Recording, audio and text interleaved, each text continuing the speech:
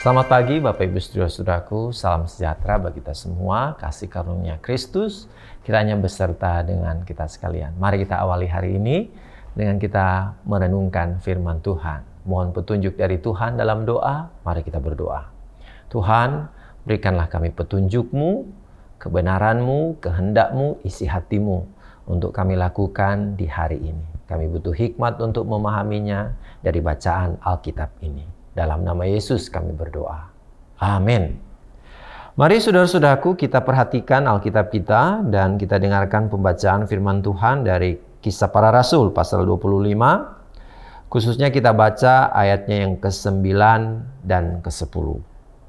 Tetapi Festus yang hendak mengambil hati orang Yahudi menjawab Paulus, katanya, "Apakah engkau bersedia pergi ke Yerusalem supaya engkau dihakimi di sana di hadapanku tentang perkara ini?" Tetapi kata Paulus, "Aku sekarang berdiri di sini di hadapan pengadilan Kaisar, dan disinilah aku harus dihakimi. Seperti engkau sendiri tahu benar-benar, sedikit pun aku tidak berbuat salah terhadap orang Yahudi." Demikianlah firman Tuhan. Saudara-saudaraku yang terkasih dalam Tuhan, ada satu bahaya besar jika kemudian kita ingin berupaya menyenangkan hati semua orang. Harus kita sadari saudara-saudaraku bahwa kita tidak mampu menyenangkan hati semua orang.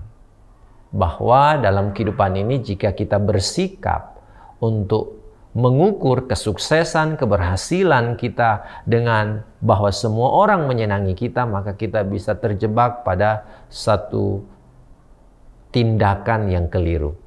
Nah, kita lihat di sini saudara-saudaraku ketika Festus dalam ayatnya yang ke-9 hendak mengambil hati orang Yahudi. Tentu saudara-saudaraku ini sikap yang boleh kita bahasakan sebagai upaya dia untuk mencari aman. Karena dia sadar bahwa ketika dia diperhadapkan dengan pengambilan keputusan untuk memberikan keputusan soal kasus yang dihadapi oleh Paulus, dia berhadapan dengan satu kekuatan yang besar. Ya, tentu kelompok Yahudi, ada imam-imam kepala di sana, adalah satu kekuatan masyarakat yang bisa kemudian menggerakkan yang lain. Jika pada akhirnya dia mengambil satu keputusan yang menyinggung atau melukai perasaan orang Yahudi, maka ada kekuatan yang besar yang bisa dimanfaatkan dari kelompok-kelompok ini untuk mengganggu stabilitas, dan ini bisa mempengaruhi kedudukan daripada Festus pada waktu itu. Sehingga dalam hitung-hitung politiknya, kira-kira begitu saya bahasakan, maka dia perlu merangkul atau istilahnya mengakomodasi kepentingan daripada orang Yahudi. Alkitab membahasakan itu sebagai bentuk mengambil hati. Ya, kalau lebih jauh kita pahami kata tindakan mengambil hati ini, bisa saja pada tindakan menjilat untuk mencari aman. Dan ini yang dilakukan oleh Festus ketika dia diperhadapkan dengan pengambilan keputusan terhadap kasus yang dialami oleh Paulus. Nah, saudara-saudaraku, di awal tadi saya katakan, ada sesuatu bahaya jika kemudian kita berupaya menyenangkan hati semua orang. Walaupun saudara-saudaraku, dalam hal-hal tertentu, ukuran kesuksesan, keberhasilan bisa saja itu diukur dari betapa orang itu senang dengan kita. Ya. Contoh misalnya dalam survei-survei kepuasan publik terhadap kinerja kepemimpinan seseorang atau negara atau pemerintah. Jika kepuasan publik itu senang dengan angka yang tinggi, maka ini bisa dianggap sebagai bentuk daripada kesuksesan dari pemimpin itu. Karena bisa menghadirkan satu kebijakan atau keputusan yang menyenangkan hati orang. Tapi tentu kalau kita hanya mengukur dari situ, maka ini kita bisa berada pada satu keadaan yang bisa membahayakan. Ketika ukurannya hanyalah keinginan mau menyenangkan hati banyak orang.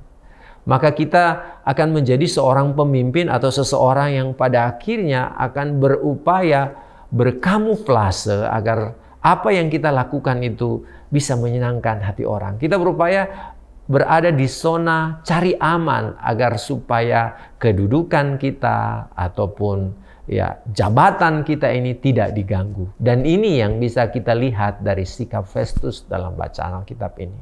Tentu sebagai anak-anak Tuhan, saudara-saudaraku, menyenangkan hati orang itu jadi bagian daripada juga panggilan kita. Tapi jika kemudian menyenangkan hati orang itu lalu mengabaikan prinsip-prinsip hidup anak-anak Tuhan, maka itu sudah keliru. Dengan menyenangkan hati banyak orang, tapi yang kita lakukan adalah perbuatan-perbuatan yang telah menyakiti hati Tuhan, maka kita telah salah. Di sini kita lihat satu contoh.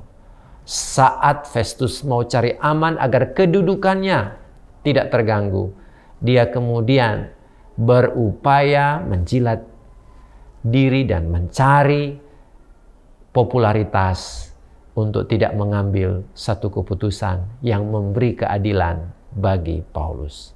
Kiranya itu tidak ada di antara kita, sebab keberadaan kita anak-anak Tuhan adalah mendatangkan keadilan dan bukan ketidakadilan. Kita anak-anak Tuhan hadir untuk mendatangkan kebenaran dan bukan ketidakbenaran. Tuhan menolong kita jadi anak-anak Tuhan yang membawa damai sejahtera di mana saja kita pergi dan berada. Amin. Mari berdoa. Tuhan, tentu memang sulit kami mau menegakkan kebenaran dan keadilan di tengah dunia yang sudah terbiasa berbuat salah. Tapi apapun itu Tuhan, mampukan kami jadi alat di tangan-Mu, agar supaya keberadaan kami bisa menjadi pembeda mana anak Tuhan, mana pengikut Kristus, dan mana yang hanya mengikuti keinginan dan hawa nafsu duniawi mereka. Terpujilah Engkau Tuhan, ini doa kami. Amin. Ketika ku hadapi kehidupan ini, jalan mana yang harus ku pilih? Ku tahu ku tak mampu, ku tahu ku tak sanggup. Hanya Kau Tuhan tempat jawabanku. Aku pun tahu ku tak pernah sendiri, sebab Engkau Allah yang menggendongku. Tangan-Mu membelaiku, cinta-Mu memuaskanku. Kau mengangkatku ke tempat yang tinggi. Janji-Mu seperti fajar pagi